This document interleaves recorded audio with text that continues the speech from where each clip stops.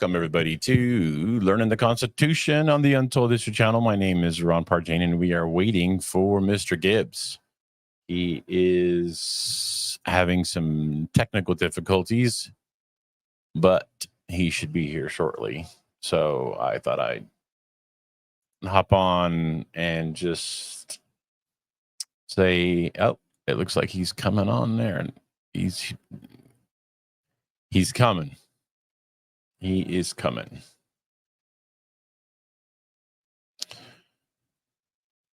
So how's everybody today? So Tracy, Becca, and well, I can't say Becca. I have to say Rebecca and Beck and Lay. How are y'all doing today? Oh, there he is. Okay. So, and he does not have his green screen going, and he's having issues. I can tell because he's lagging.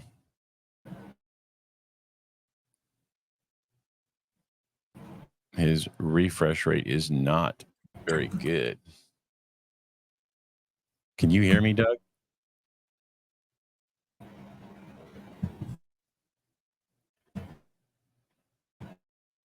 Yeah, he's frozen.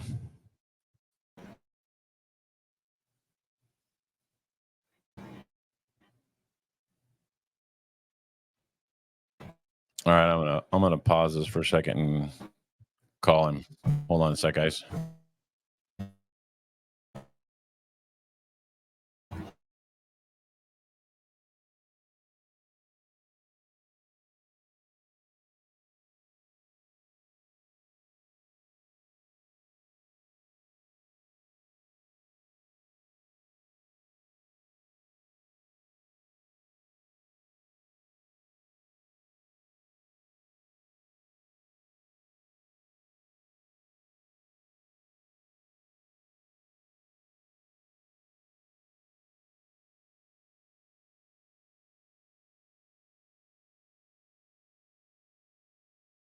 He didn't answer, so we're just gonna have to wait for him to come back. You had a freaky day.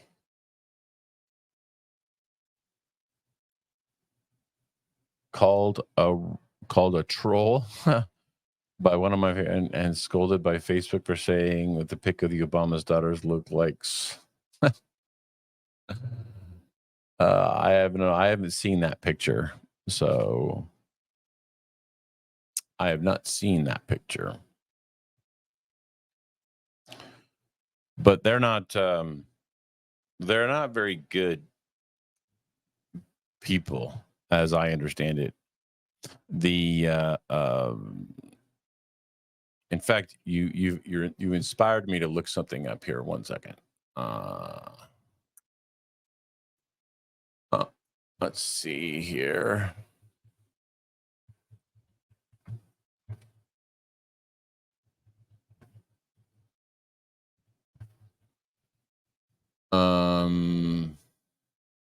Let's see what I can find, because there are there's one picture specifically where they're all like walking and their parents are like trailing behind them. I want to say it was like at Martha's Vineyard. I don't know, is this it? I don't think that's it. But if you look at here, I'll share my screen.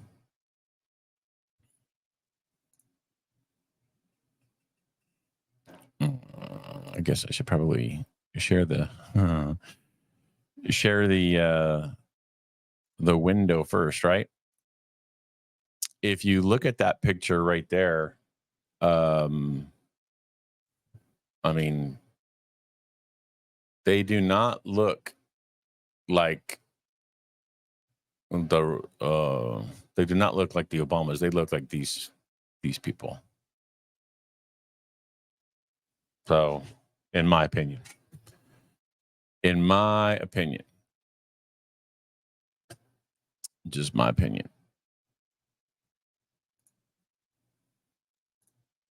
But I think I'm probably in the majority.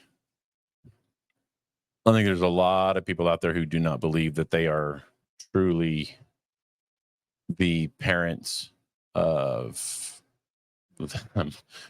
Uh, all right. It looks like he's back and he looks like he's got his green screen going. Can you hear me, Doug? He's still frozen. He's a little bit better, but he's still kind of frozen. I totally agree with you, Tracy. Can you not hear me, Doug?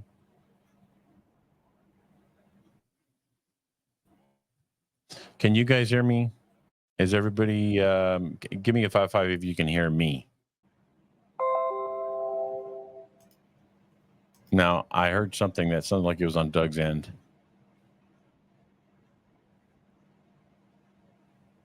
Okay, thanks, Tracy. If what they say about Michael is true, then they had to have help. Absolutely. I watched a very interesting video. I'll somebody sent it to me. It was something about it was a guy who had gone to Harvard and was had money and actually had a sit down one-on-one meet with Jeffrey Epstein, and he said that it was just downright freaky and actually kind of scary. Doug, are you there?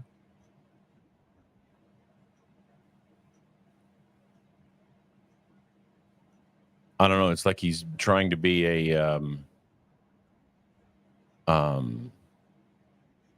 what is it? What do you call the people that wear the super white makeup and stand like a statue, a mime? Doug, are you there? So he's kind of moving, but he still can't hear me. Doug, can you hear me?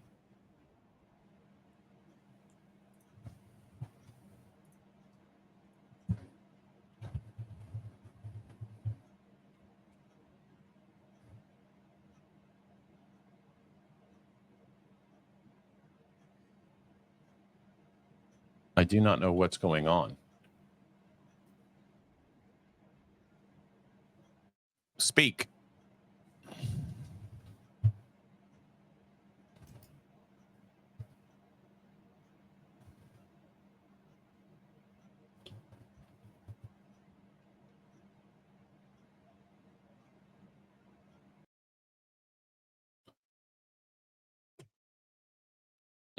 Yeah, this is a little stressful.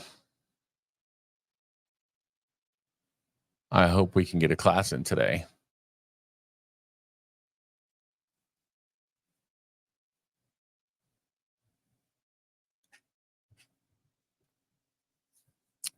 Um, I wonder what we can do if this doesn't work. Hmm. What can we do on the fly?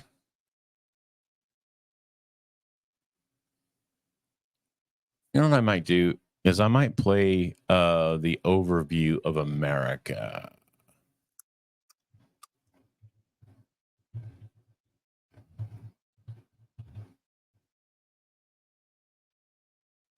Let's see here.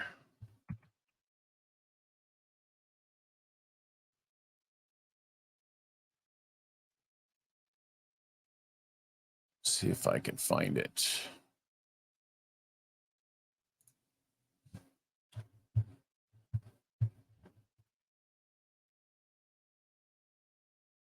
That would be a lot of you have probably never seen that, and it would be a good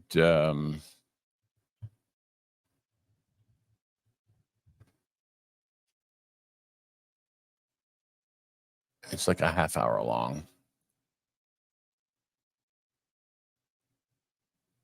gonna have that on.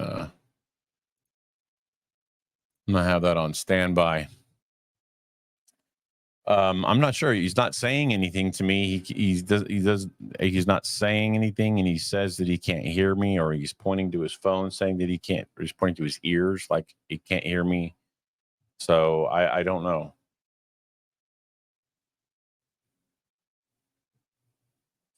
And he's not answering his phone, so I don't know I don't know what to do.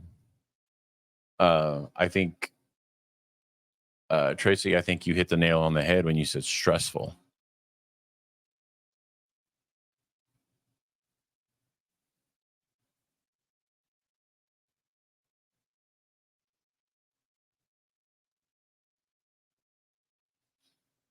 Um,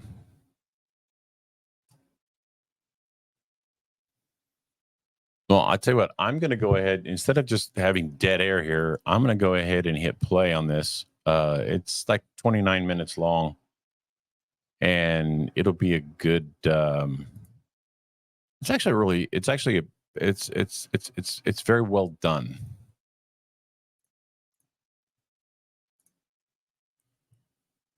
And I'll just let this go until such time as he comes back.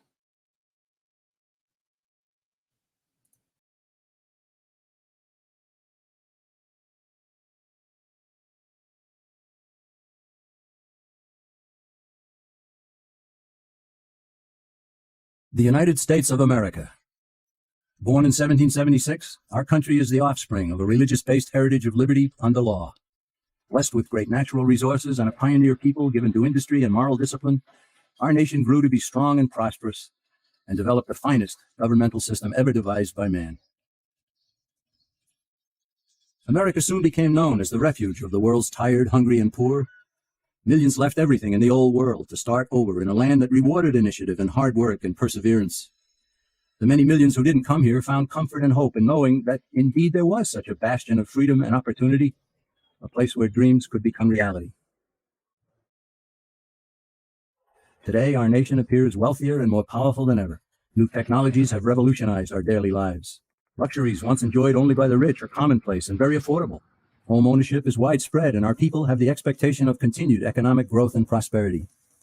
Yet more and more people are coming to realize that they may prosper materially only for a time because their freedoms are diminishing. The sobering reality is that America has been led far from its praiseworthy beginnings. Our people and businesses groan under a heavy burden of economic, political, and social problems, which are the result of a widespread departure from the fundamental truths that made our nation great. If the United States of America is to endure, citizens far and wide must once again come to understand, embrace, and live by timeless concepts called Americanism.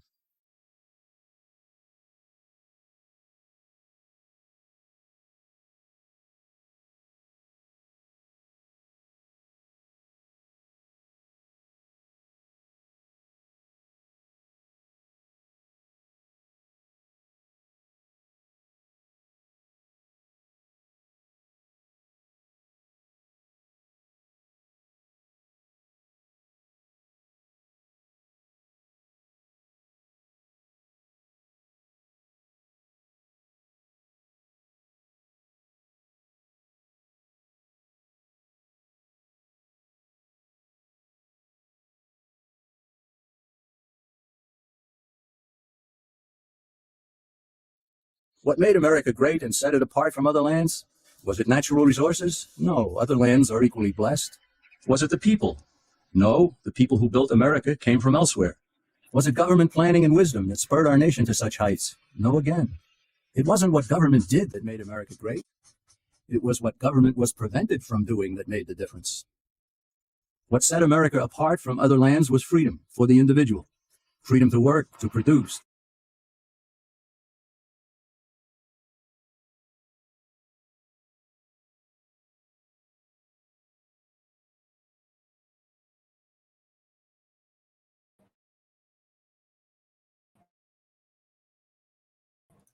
Doug, are you there?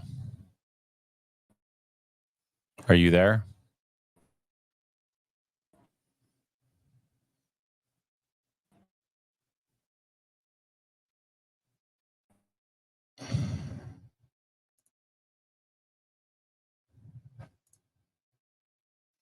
Doug, say something.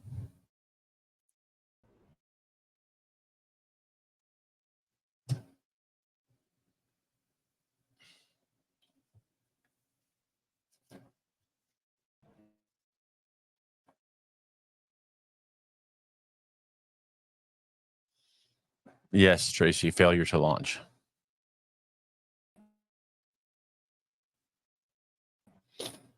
I'm not sure if it's internet related or if it's hardware related. I don't know. I've got no communication with him. This is the third time that he's logged on, and he's just stoic. He's not saying anything. He's just frozen. And on your and I'm watching it, and he's just stuck.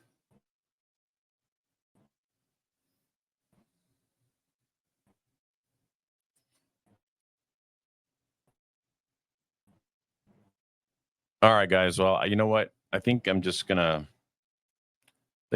call this one as a non-show because we're 20 minutes in. I don't really know how much we can accomplish in 40 minutes because he's just frozen, and I think he's going to be. Maybe not.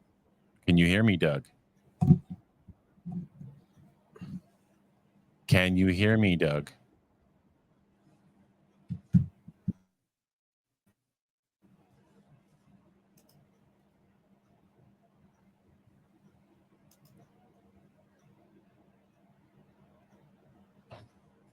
Yeah, but can you hear me, Doug?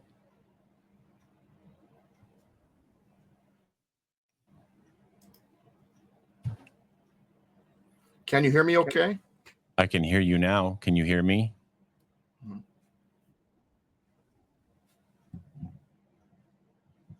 Can you hear me? I can hear you. Can you hear me?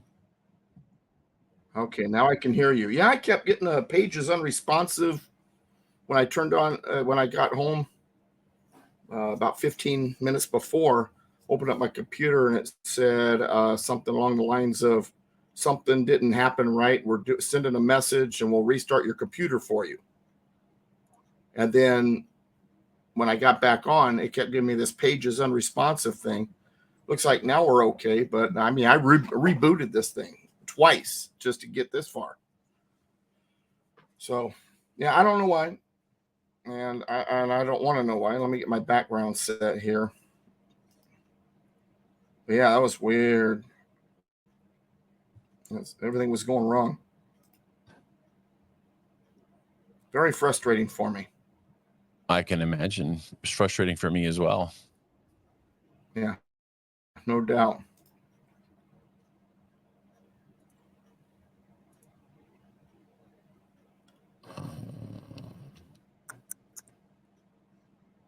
All right, I'm ready to roll in. You are. Of course, the background isn't popping up for some reason, but whatever. Let's just get her done. What are we in? Section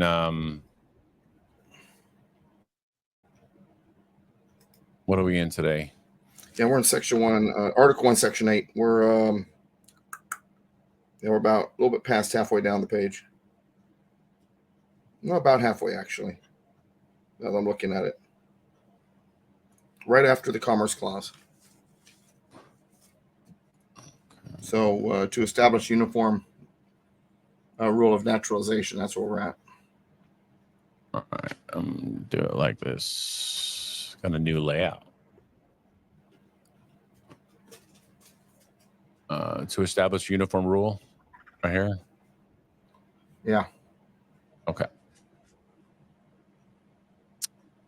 Okay. Well, let's get her going. All right, very good.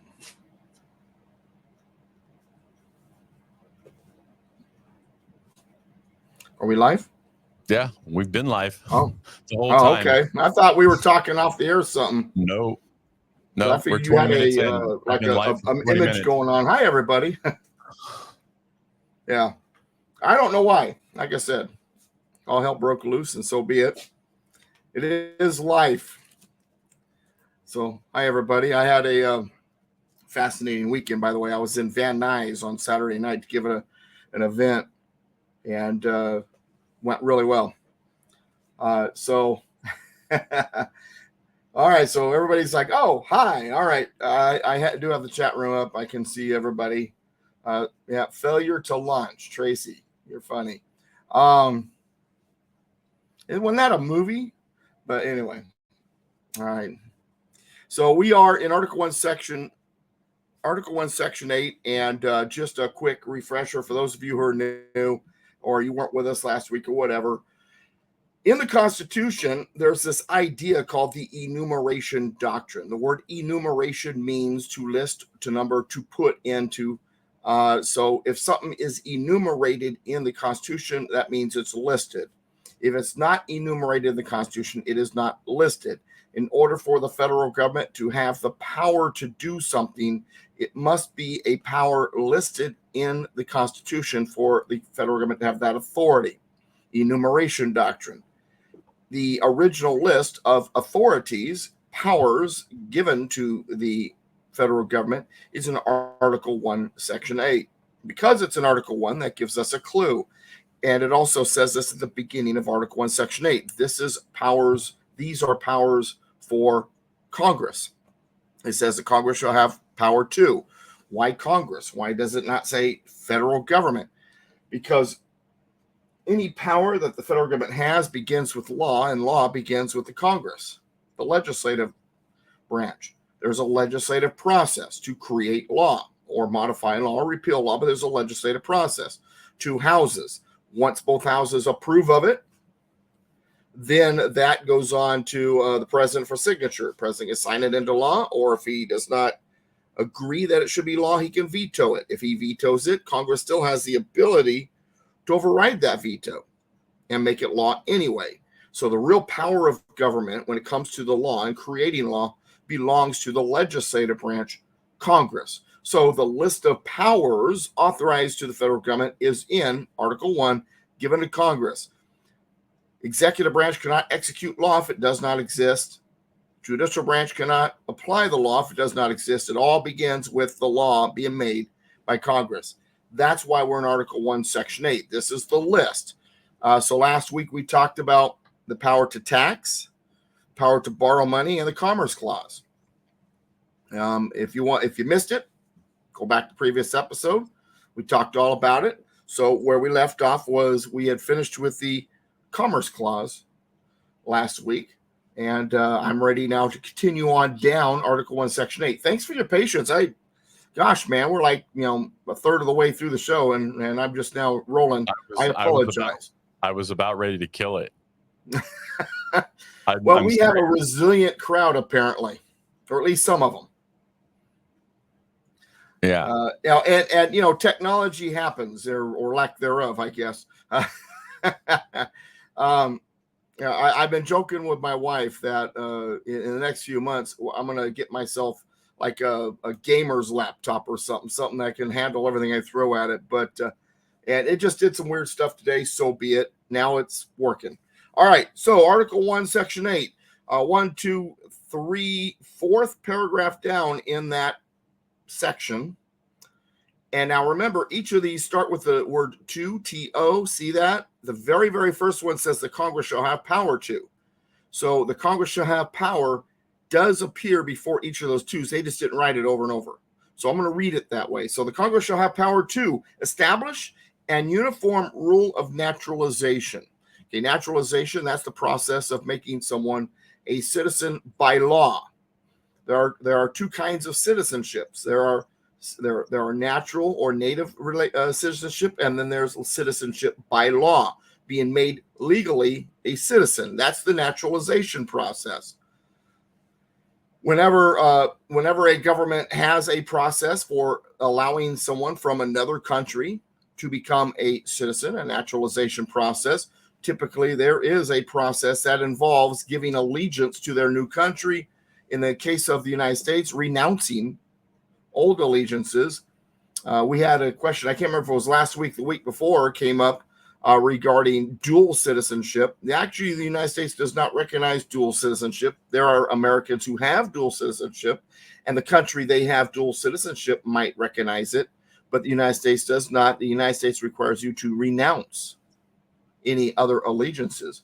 Well, they may on the books require it, but it's not anything. Well, it's not being enforced. Yeah. And it's they want foreign influence at this point. Far too many people have citizenship with one country in particular that does not have our best interest in mind. Oh, sure.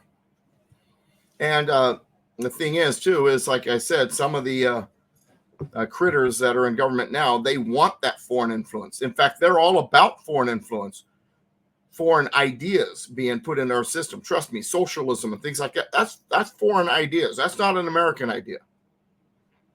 So founding fathers were very concerned about foreign ideas, foreign influences. Remember, they not only just fought a war against Britain, but in many ways, the Revolutionary War was the true Civil War, because the Tories, who were fellow countrymen in America, in the colonies, fought against the militias, the Minutemen, the regulars, the Continental Army, with side by side with British soldiers, because they supported America staying under the protective arm of the British Empire, and that their foreign influence from British interests was a concern. In fact, you want to see how serious they were about foreign influence and the Tories? Look up the Tory Act of 1776. Tory Act of 1776, actually, it basically, what's the right word? It legalized the lynching of the Tories. It was pretty brutal.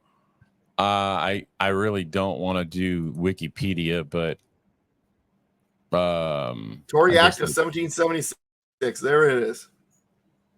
Was penned as 7 resolutions passed by the Second Continental Congress in Philly on January 7th or 2nd, 1776. Legislative resolutions emphasized the American patriots' opposing sentiments towards the colonial political factions, better known as the British Tories or Royalists. Let me see if it says anything about lynching. Yeah, that's pretty much what they did. I mean, these guys are getting tarred and feathered and killed and all kinds of stuff. Well, I think I'd rather be lynched than tarred and feathered. That would, it was interesting when I seeing when they tarred and feathered that guy in the miniseries John Adams. That was very that was a very real and graphic representation of what being tarred and feathered was all about, and I can imagine how painful that would have been. It's like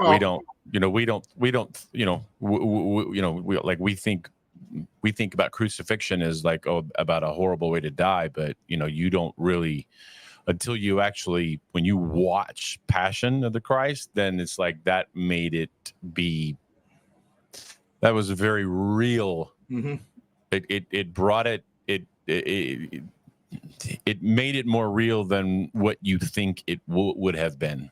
As a Christian watching that, I wept. I mean, it was really deeply moving. The John Adams HBO series, which Ron just referred to, was very, very good. It was actually pretty close to as accurate as they get historically. It was done really well. I was surprised it being HBO.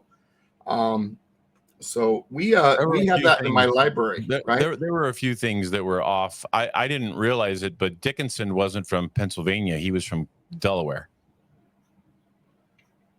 Yeah, it wasn't perfect. I agree. Yeah. But the portrayal was pretty close. And Adams, be honest with you, as a revolutionary was awesome. As president, not so much. Agreed. Then he kind of lost his way, so to speak. And then after his presidency was over, he and Jefferson began to reconcile over time. And then by the time they were on their deathbeds, 50 years after the signing of the Declaration of Independence in 1826, then they were the best of friends again. And in fact, it is said, there's no record saying this for sure happened, but it has been rumored that on his deathbed, Adams' last words were, well, at least we still have Jefferson, not knowing that he had passed away just a couple hours before. Right. They died on the same day, ironically on July 4th. Yeah. So, all right. So anyway, let's get back to now what we're talking about. So naturalization, we're talking about becoming a citizen by law to establish, to create. In here it says a uniform. In my booklet it says an uniform. And if you go back to the actual original writing, I believe it says an uniform. I'll have to take a look again. And I always joke around and say, well, that's one of the mistakes in the Constitution is the word "and" before uniform. But here it says on the screen, a uniform. So now you got me wondering if they corrected it or if that's the way it's originally printed. I remember it saying "and" in the original printing. I actually have a copy of the original printing in my office, so I'll have to take a look at it later. So anyway, that said, the Constitution, by the way, was 4 large panels, not the one little sheet that you're used to seeing.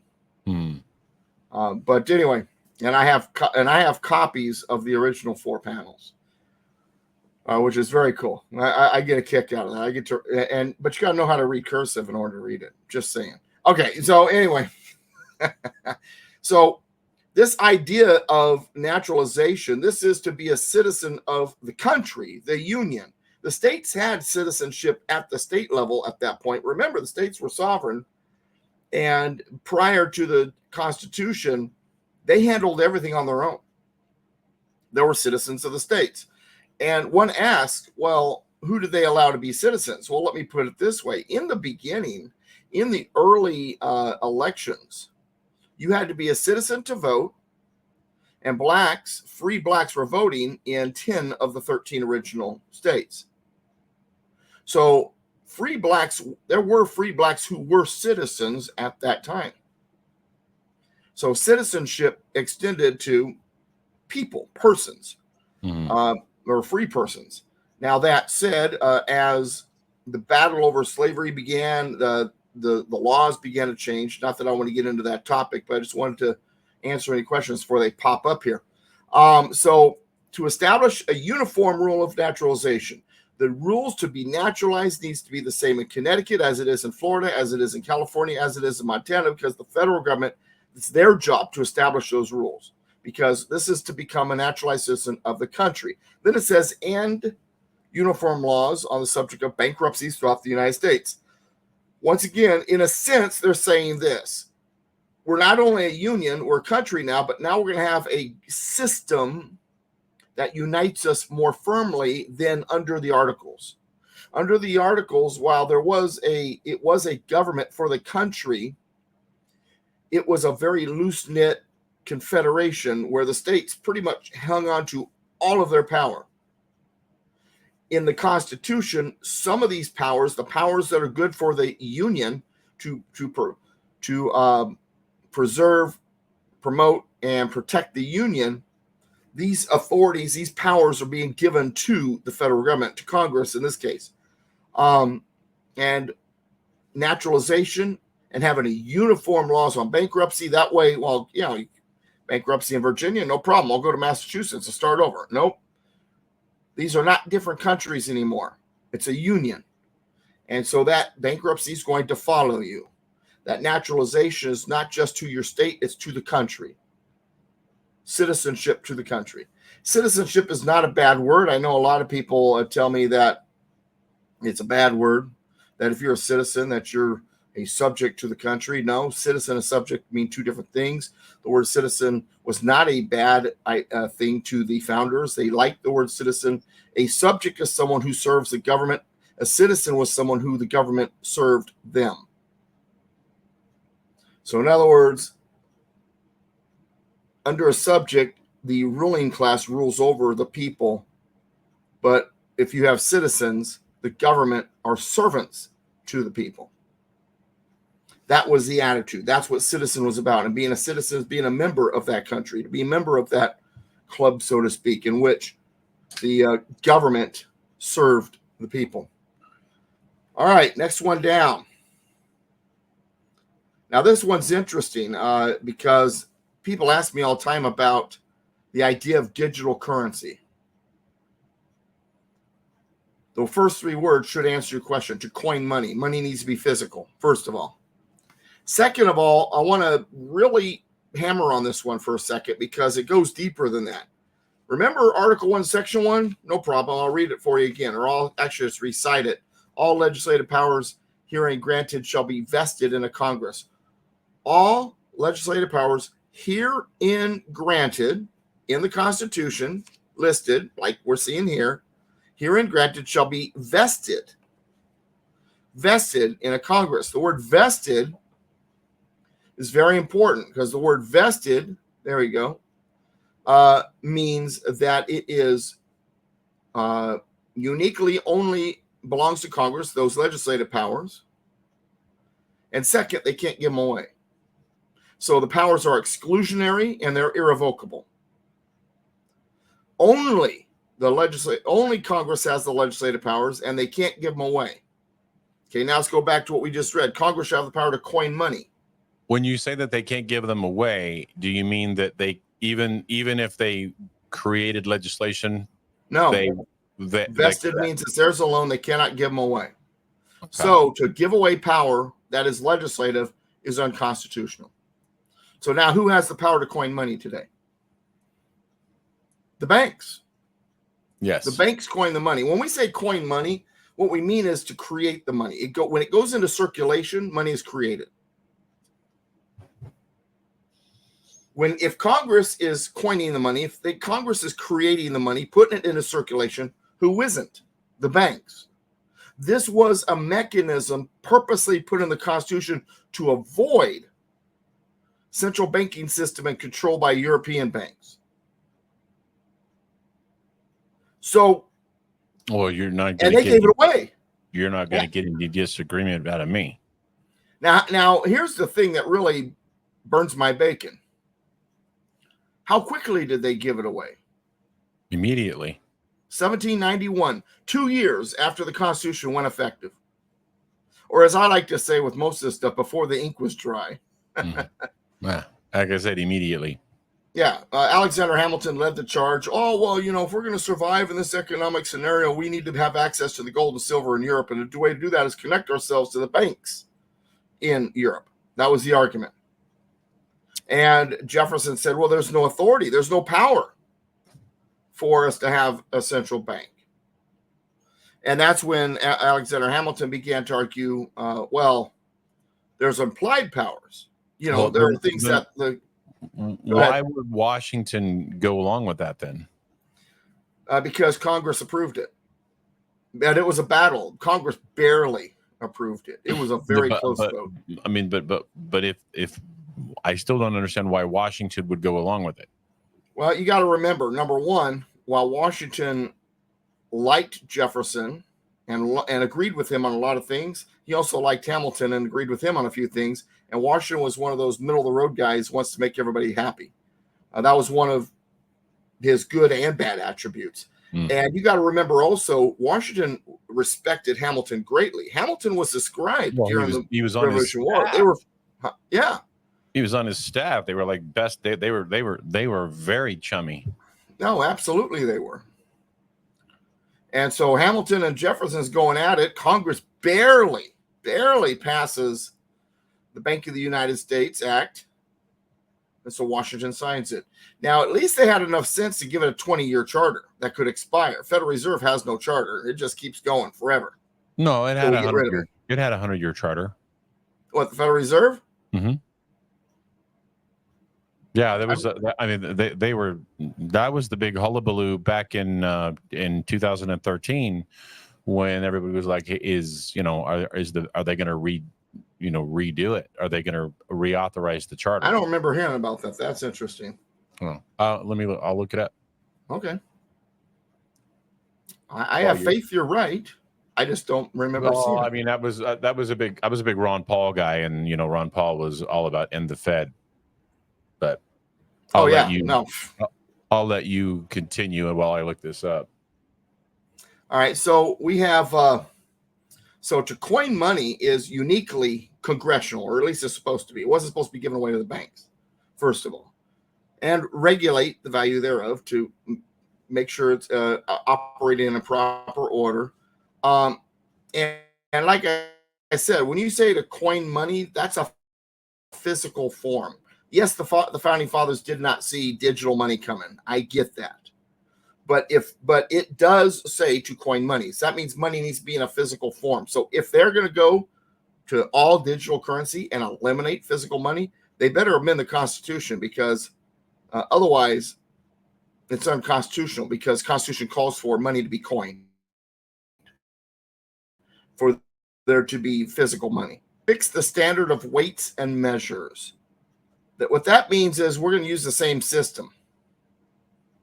We created an American standard, English standard, but it became the American standard system as the rest of the world later on in history, later on down the road, started moving towards the metric system. We hung on to our own system, and it's up to Congress to determine, excuse me, up to Congress to determine what it should be.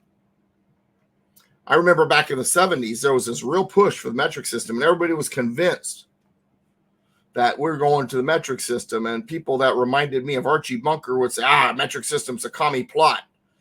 And I don't necessarily disagree.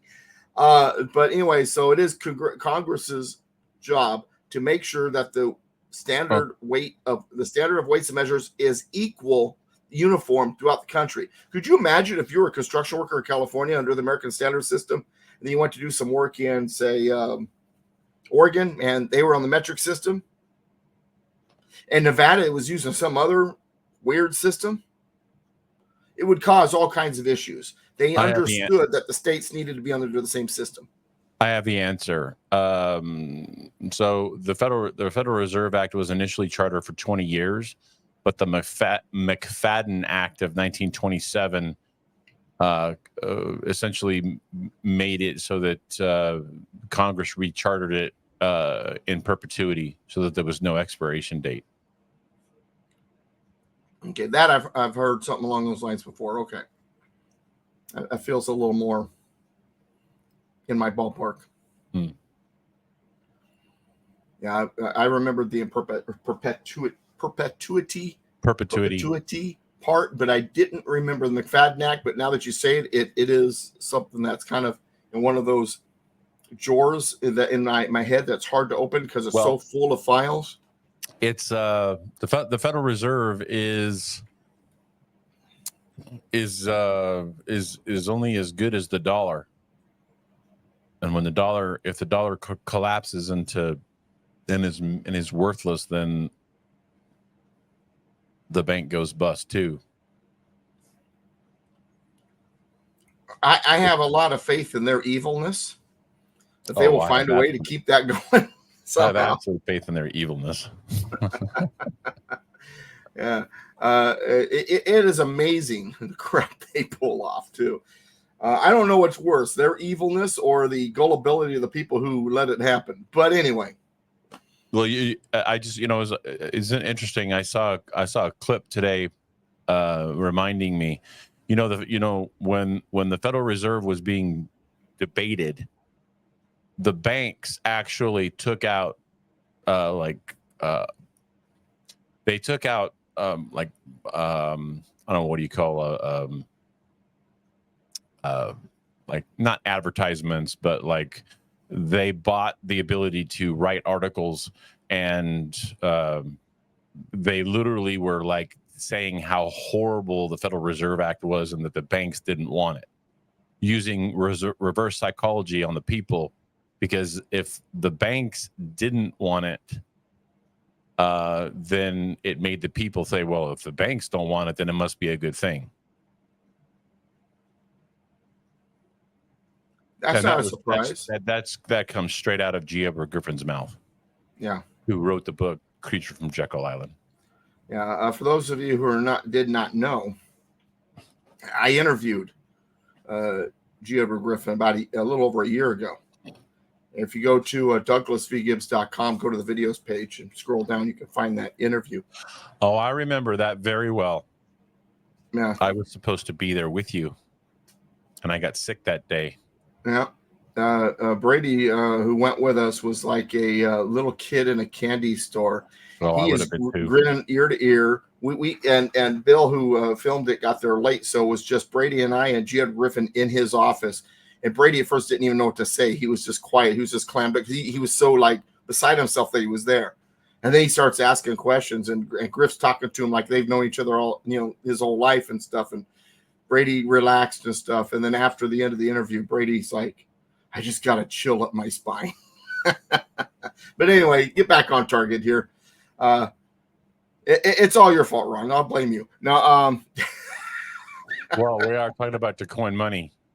Yeah. So anyway, so we got coin money, regulate the value thereof, and a foreign coin. That's making sure that the this foreign exchange rate and all that, and the fixed standard weights and measures. Okay. After that, we have to provide for the punishment of counterfeiting the securities and current coin of the United States. Well, if Congress is going to create the coin, then it makes sense that they would also provide the punishment for counterfeiting. When they say provide the punishment, that does not mean enforce the punishment. It's saying this is what the punishment's going to be. And then it's up to the federal courts to then apply those punishments. Remember, we have a legislative branch that acts legislatively, and actually sentencing is a judicial power. So while they can say what the punishment will be in the piece of legislation, the actual sentencing or enforcement of that is going to be through the courts. All right. And notice the counterfeiting the securities and current coin of the United States, securities being debt instruments. I have a question. So who was the enforcement agency that did that prior to the Secret Service? I couldn't tell you offhand. But I would say if they were following the Constitution, it would have been the militias through the sheriff. But I know they weren't following that by the 1820s. So after the 1820s, I couldn't tell you. I'm not really sure. All right, next one. To establish post office and post roads. Okay, establish. Audience, I'll let Ron talk for you, but what does establish mean? Ron?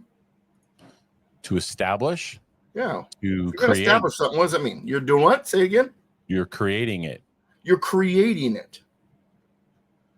See, here's the funny thing about this language and the convention and how quickly, once again, they betrayed their own constitution. The idea was we don't want the federal government in the states. We want the federal government involved in the states as little as possible. You could come in, you can establish the post office, you can establish the post roads, and then get out of our state. We will run it. That was the original intent. For the federal government to, okay, we need a post office here, we'll spend the money to establish it. Once it's in place, it's up to the state to maintain that. 2 years after the Constitution went into effect, they created the office of a Postmaster General. Now, that said, prior to the Constitution, they did have a central Postmaster General for the country, even under the Articles, because they realized that postal service really needed to be uniformly centrally controlled. But they didn't indicate that they wanted to kind of change that because they feared this federal government. But within 2 years, they went back to the original idea of, well, we better centralize it. And my first response is, okay, fine. Where's the amendment? So we have a federal government establishing early, 2 years in,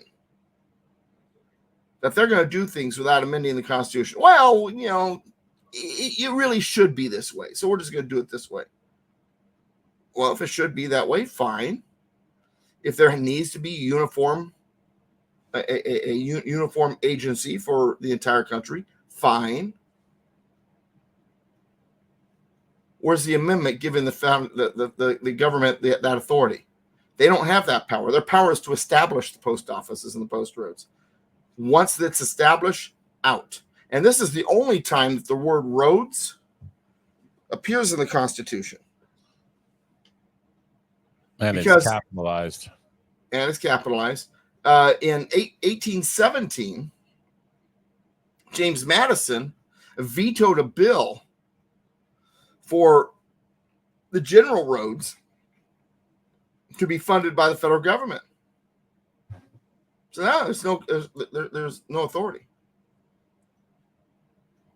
Of course, plans for the national road through the Appalachians was already in process, but that's beside the point. And actually, it was already being worked on. But Madison vetoed. Why? Because the only time roads shows up in the Constitution is here, and then it's to establish them, build them, and then be gone. The states take care of them. Well, Doug, what if the states aren't keeping their roads up and highways up, and then they're not getting any products to the people because the roads are so bad? Well, then the people will complain, and the states will either fix the roads or they'll start losing people. That was the original intent.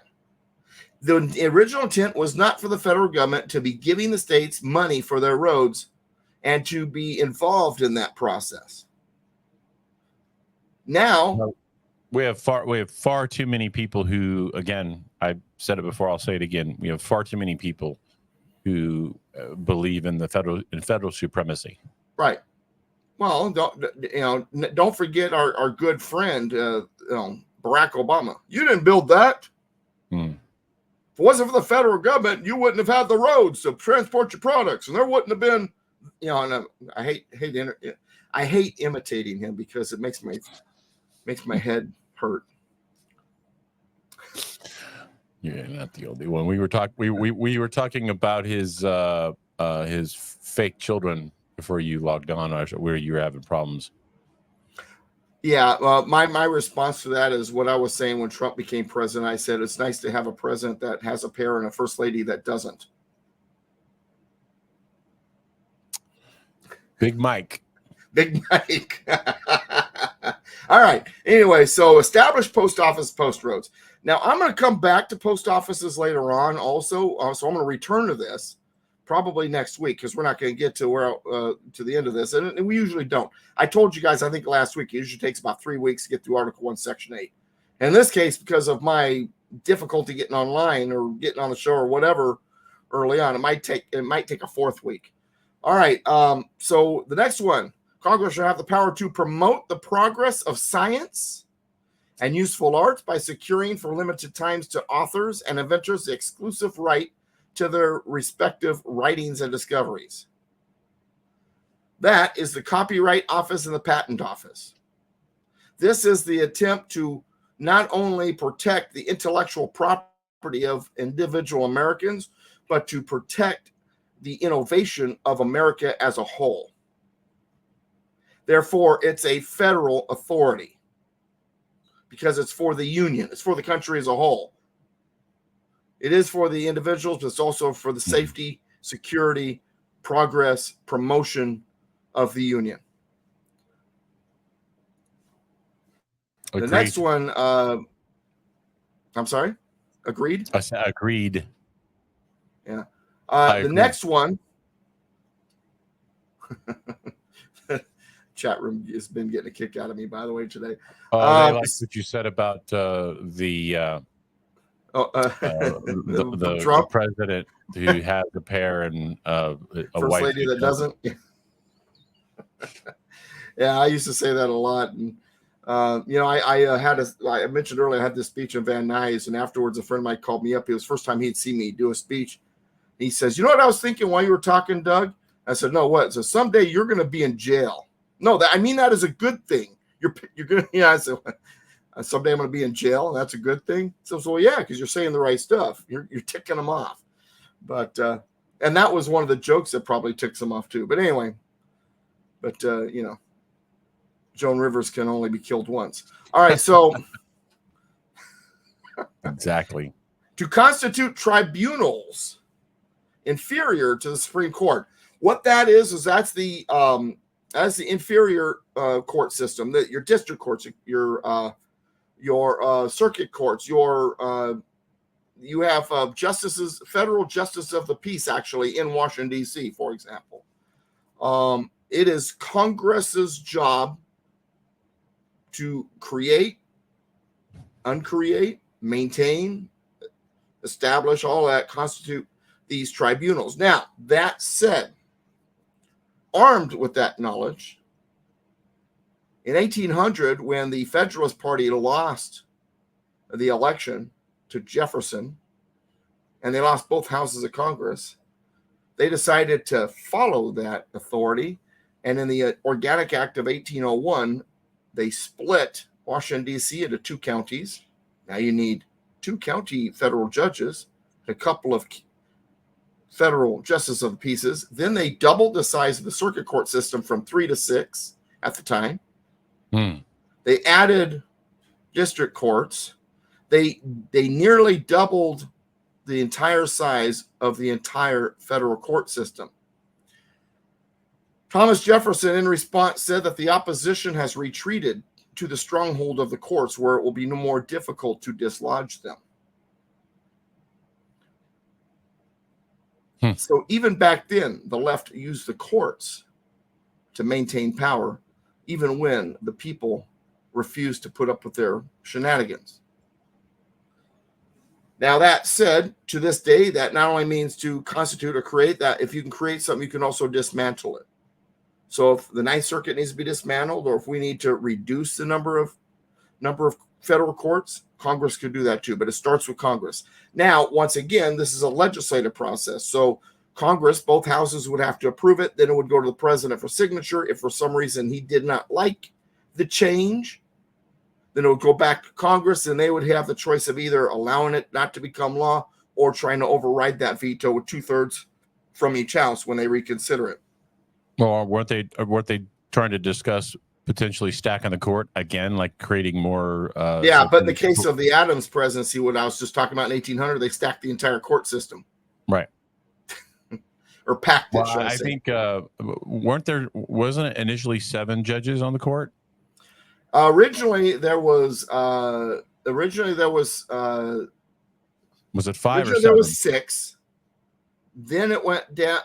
Then it went to 7, and then back to 6, and then I think it went to 5, because what they did also in 1800s, they reduced the Supreme Court by 1, so that if someone left the Supreme Court, Jefferson couldn't appoint somebody. So they dropped it to 5 right before he took the presidency. It's been all over the place, but 9 pretty much got solidified there, right? I'm trying to remember. I think it was right after the war between the states, if I remember properly. War of Northern Aggression? Yeah, that's the one. That's the one. Just it's funny because I am teaching U.S. history to homeschool high schoolers. I have 2 classes this year. I have 11 and 12-year-olds, and I have 13 through 15-year-olds. Well, I tell you what, that was interesting trying to explain to them the difference between Civil War and war between the states. That was fun. And we just kind of brushed it because it was first day. I'm just brushing over stuff with them. Well, I always say that, a civil war at its core is 2 entities fighting for control of one thing. Right. Exactly. And the South was not fighting for control of Washington, D.C. They were fighting for self-determination. To get away from it. Right. They were a separate country. This was when Lincoln had sent his troops into the South, he was invading another country. Correct. Like I said early on in this broadcast, if there was a civil war in the United States, it was a Revolutionary War, because the Tories were fighting with the British for control over the colonies. Right. Against their fellow countrymen, the Patriots, who were fighting for separation. So if there was a civil war, it wasn't the war between states, it was the Revolutionary War. Yes, definitely. I would agree with that. All right, it's the top of the hour, so here's my question. Good. Do we keep going because we started late? I can, if you can. If you cannot, that's okay. And would the audience be willing to go a little over time? Well, I mean, let's go for an hour. If you can, let's go for 20 more minutes. All right, let's do that. I can. Okay. I don't have a Capistrano class anymore. Right now, Tuesday is open in the evening, so I'm open. Aside from the fact that I do plan to take a nap after this is over. I've been up like since 4. But anyway, all right. Congress should have the power to define and punish piracies and felonies committed on the high seas and offenses against the law of nations. There is, they do have the authority over maritime law, federal government. Maritime, the seas, this is not something that falls under state jurisdiction. This is also something that has to do with our trade with other countries. Remember, the United States is a developing country, number one at the time, and all of their trade partners on the other side of the ocean. They are in a world full of, I feel like war all the time, a world of empires and hostile forces out there. One of the biggest hostile forces when it came to interfering with the trade, the reason and the main reason for this clause, piracies and felonies committed on the high seas, was because of Islam. The Barbary pirates, who not only patrolled and demanded tribute for travel in the Mediterranean, but parts of the Atlantic. They would not only demand tribute, in other words, like an infidel tax, but also they would then capture American sailors and take them on as slaves. So this was already an ongoing problem at the time of the writing of the Constitution of the United States. We wound up fighting 2 wars against the Barbary pirates, one under Jefferson and one under Madison. Jefferson sent the Marines to Tripoli, as a matter of fact, which back then was right around where Lebanon is. We're not talking Libya.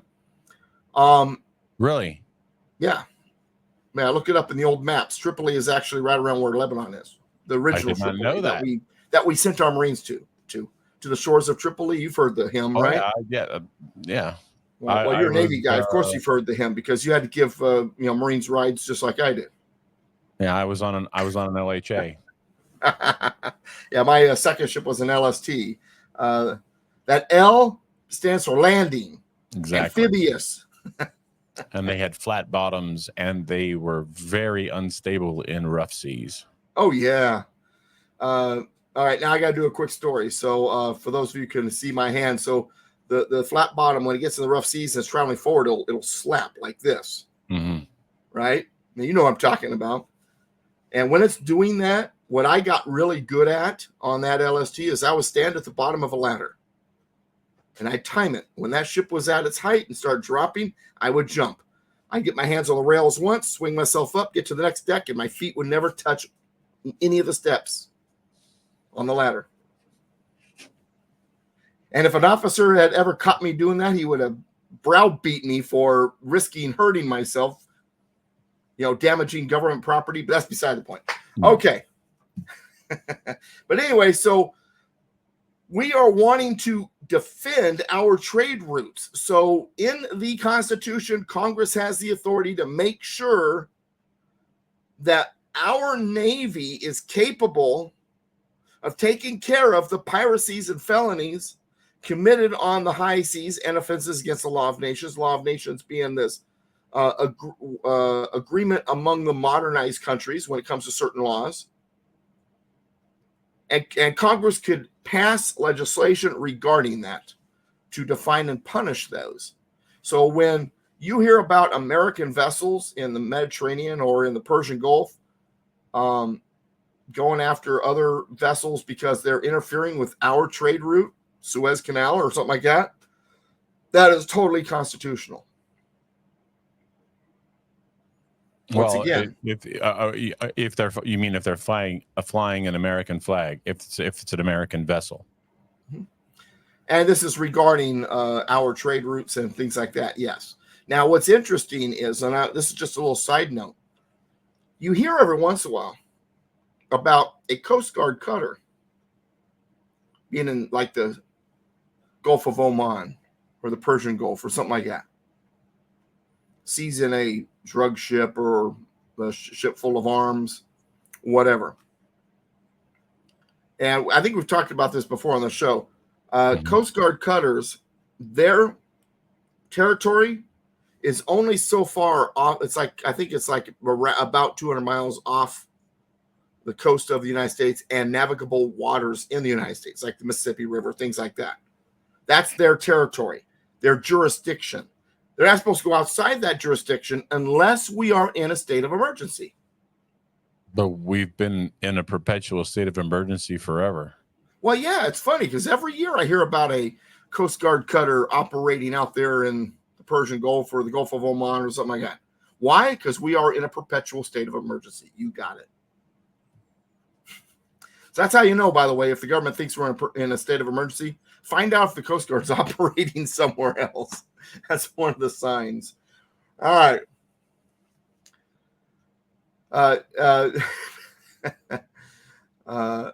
Beckelnay, I guess, is the proper way to pronounce that. Beckenley, she said basically she was commenting on your behavior on the ladders.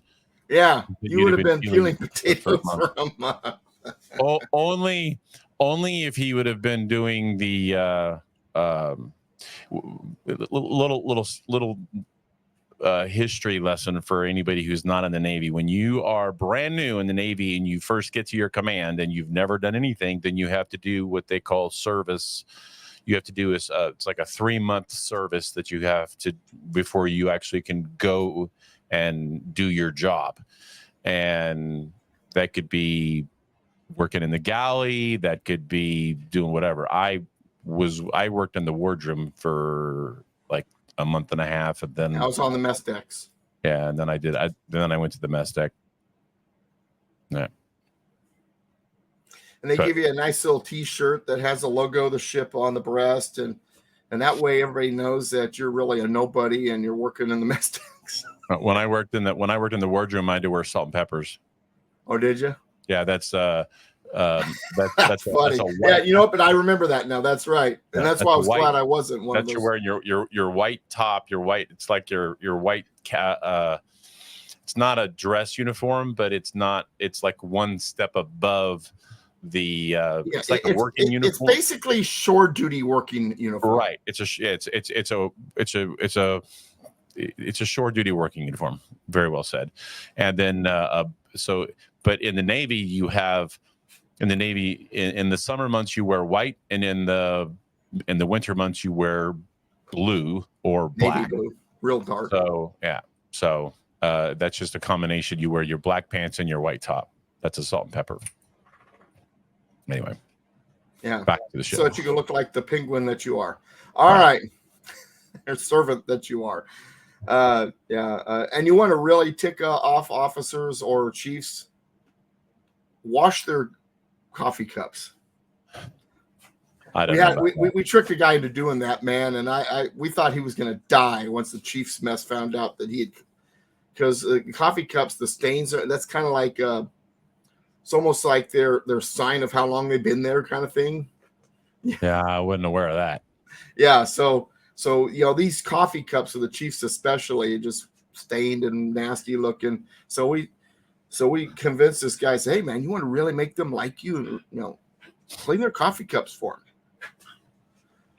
Man, you'd have thought it was Full Metal Jacket boot camp, man, the way the screaming was going on once that happened. It was great watching this guy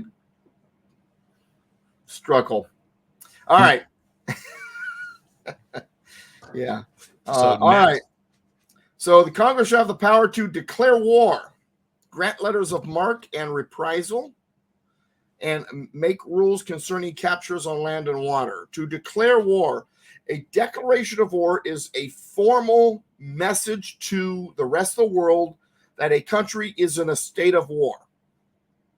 If a war declaration is in place, that formal declaration has gone out. If anybody gets into the war zone, interferes, gets hit, tough. You were formally declared to that these countries, this zone is in a state of war. The last time the United States declared war? World War II. World War II. So now, does that mean in order to engage in war, a declaration of war must be made? And there's a lot of people that argue with me, yes, that if you have a war without a declaration, it's an illegal war. False. If you read the Articles of Confederation, there are two primary war powers: power to wage war and the power to declare war. Under the Articles of Declaration, the Continental Congress had both powers. But under the Constitution, as commander-in-chief, the chief commander over the military, the president does have the authority to wage war, and he can do so without a declaration. However, what that does is, first of all, that leaves the responsibility on his shoulders. Congress gets to wash their hands of it, basically. But it also now changes the dynamics of the war zone. If there is no declaration of war and somebody gets in the way, they get hit, you just committed an act of war against them because there's no declaration. How long isn't it like only for 3 months? Depends on the international law at the time, and I really don't give a crap for national law. Originally, there was no consideration. Now, are you talking about in the sense of getting hit in war, or are you talking about how long the president can wage war before there needs to be a declaration? Before there needs to be a declaration, that. No, I thought it was.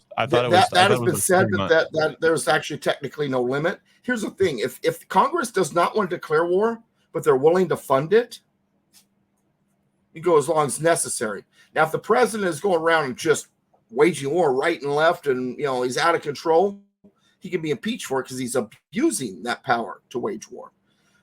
Now, to help you understand that war can be fought, waged war without a declaration, let's talk about a couple of guys that probably knew a little bit about the Constitution. And we mentioned this earlier: Jefferson and Madison. The Barbary Wars were not declared wars. There was no declaration of war against the Barbary states when Jefferson and Madison waged war against that country. Congress did fund it, though. But there was no declaration of war for those two wars. I'm curious. Looking it up, huh? Barbary pirates. See if I can find it. Oh, it's not going to work. All right. I'll look it up later. Pizza pirates. You look up the pirates from the Barbary coast and you get pizza pirates. Yeah. Makes no sense. But anyway. All right. Now, what is a letter of marque and reprisal? That's basically conscription. And remember, we're a young country. We don't exactly have this massive navy. And sometimes we need to conscript other vessels into naval services. Fishing vessels, supply vessels, transport vessels.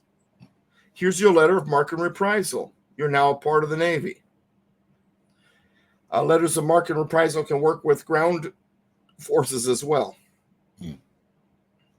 And then make rules concerning captures on land and water. The best way to explain that is Guantanamo Bay is constitutional. It's up to Congress to make the rules regarding those captures on land and water. These next two are probably my favorite. Especially when you're around a soldier. Yeah. See, it says so in the Constitution. The Navy is more important than the Army. Right.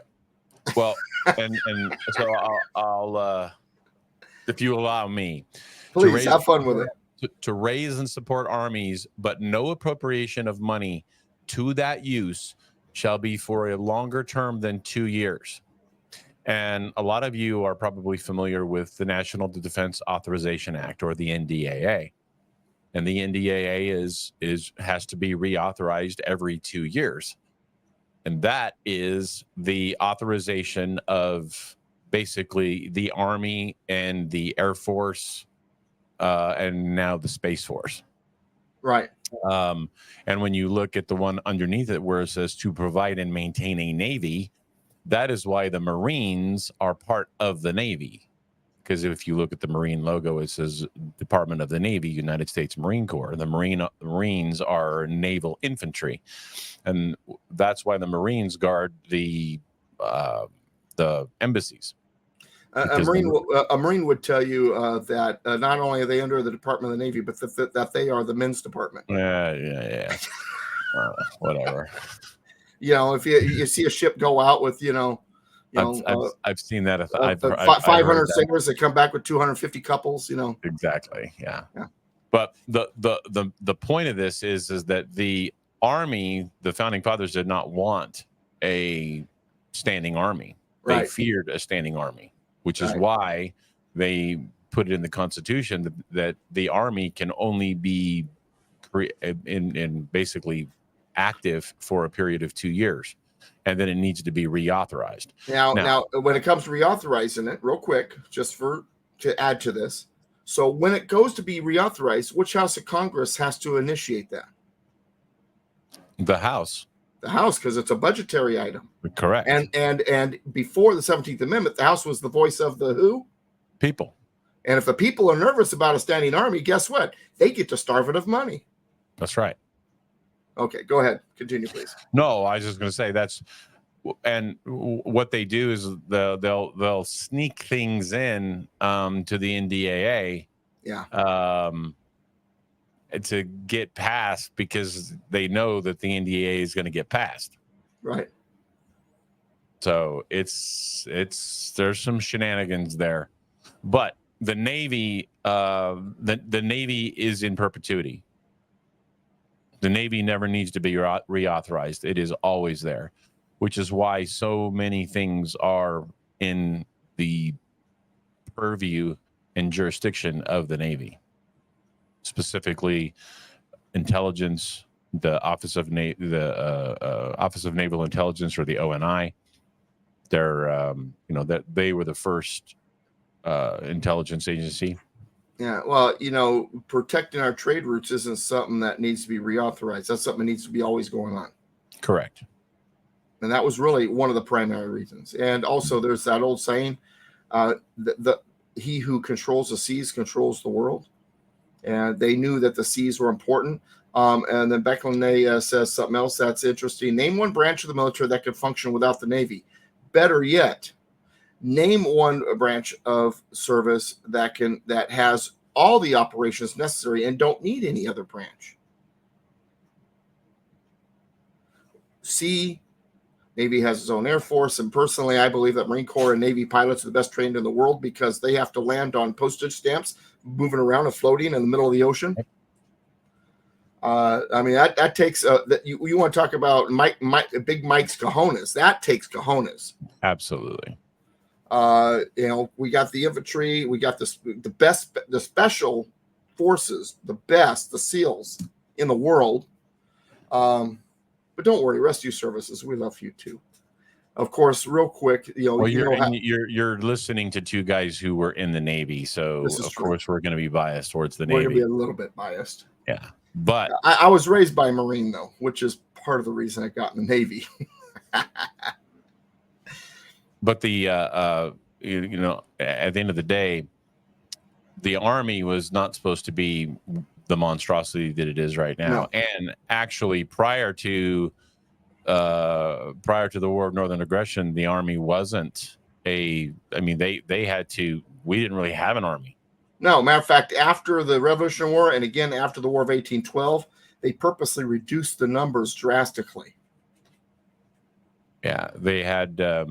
You know a little bit about the Spanish-American War, or I'm sorry, the Mexican-American War, and we had an army, but it was very, very small.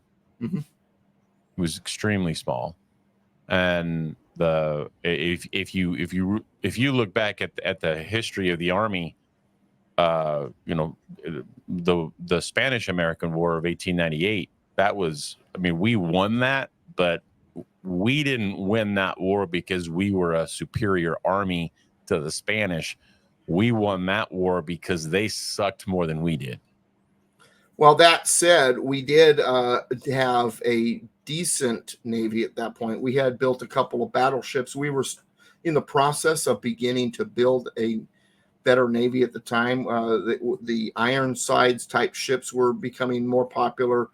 So Well, the and armored plating, all that jazz. that was the time of the Great White Fleet.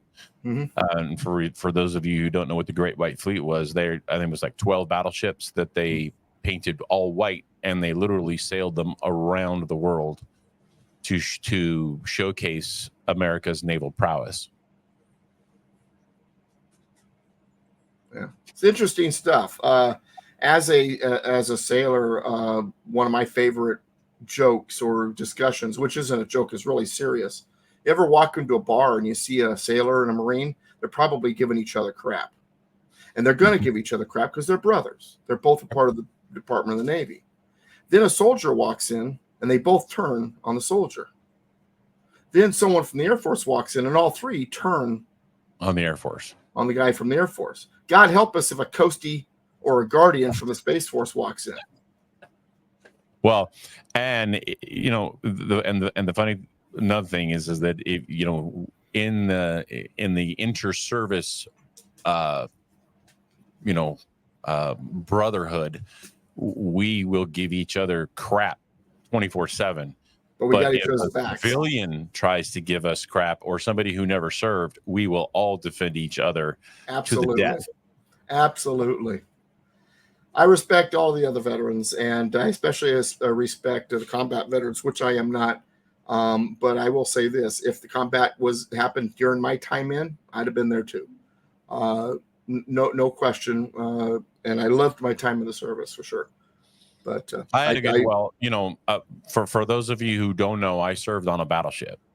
I served on the USS New Jersey, and so I'll just show you so y'all know what my ship was, because a lot of y'all don't know. But this is probably the best picture. Yeah. All right. That was my ship. Now, do me a favor after you're done. Look up the USS Chandler DDG 996. And I worked, if you can see this, I worked right up here. In fact, let me do this because I'm gonna play with my new tool. New tool. Yeah, I've been playing around. I actually have some new fun tools. I'll show you what I mean by that.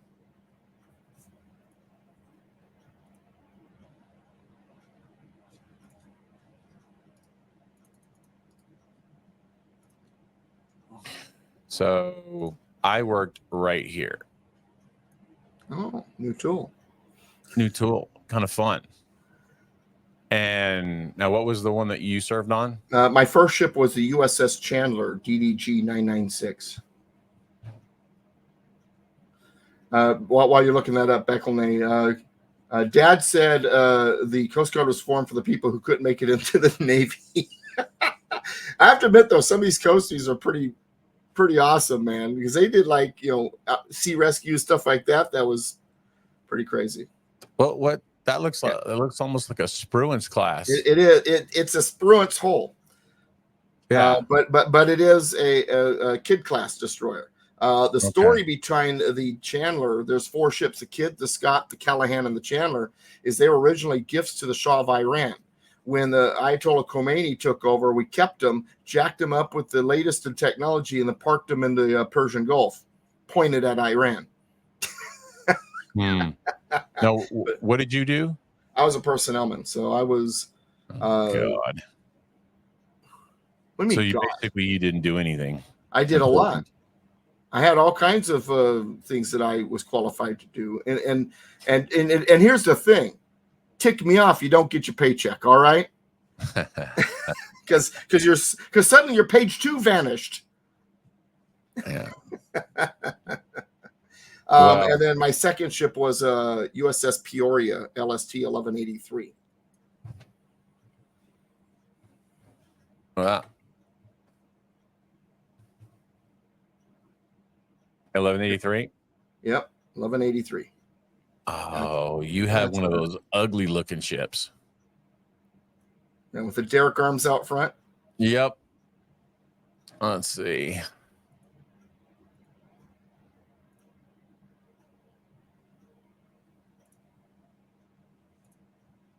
This is a big one.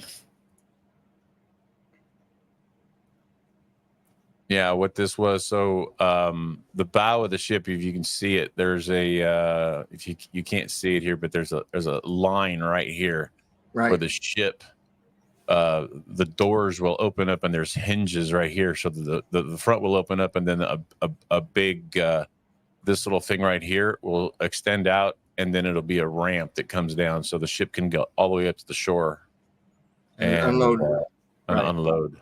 And then there's also on the back, there's a gate that drops open because there's a tank deck underneath that main deck. Now you see that in the middle there, that a wind tunnel there in the middle of the superstructure.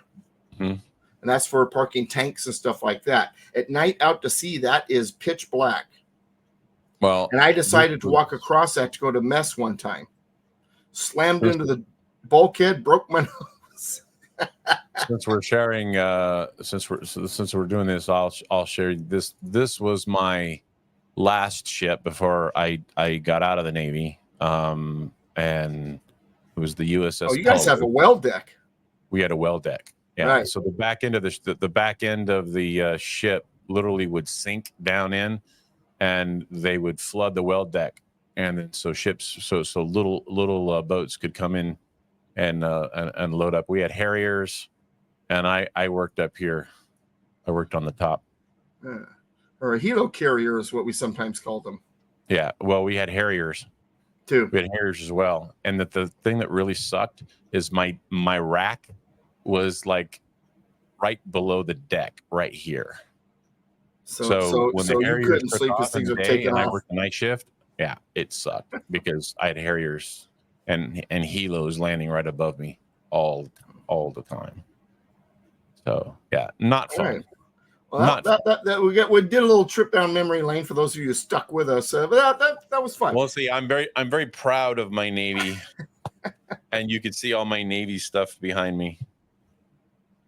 Well, So I got my Navy flag over there. You can't see it though, but all right, right on.